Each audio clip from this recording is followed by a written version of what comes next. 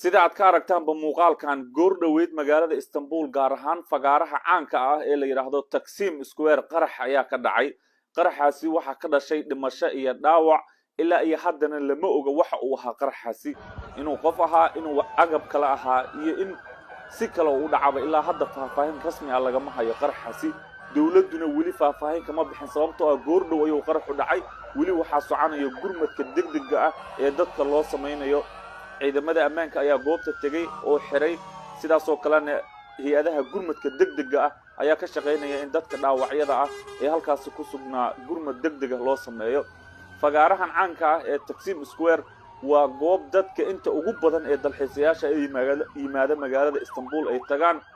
waana wada dheer oo intaas oo kiiloomitir oo dadku ay ku socdaan dalxiisayaashu tagaan dadka kale ee wadankan u dhashana maalmaha fasaxa ay tagaan maanta waxay ahayd maalin axada wadankan Turkigana waxay ka ahayd maalin fasaxa oo guud ahaan wax shaqo ah ma jirin marka maalin mashquul badan ayuu ku soo aaday qaraxaasi wali dawladda Turkiga kama hadal faahfaahin kama bixin saacadii warbaahinta Turkiga iyo midda caalamiga ayaa aad iyo aad u hadalaya qaraxaasi wixii ka soo kordho faahfaahinta qaraxan goor dhawaan idin la wadaagi doona aad iyo aad baad u mahadsantiin saaxiibayaal muuqaalka leeg saare gaarsiiya magaalada Istanbul ee wadanka Turkiga iyo guud ahaan wadankana Soomaali far badan ayaa ku nool waxaana loo baahan yahay iyaguna inay isdijiyaan oo ay taxadir badan sameeyaan maadaama magaalada uu qarax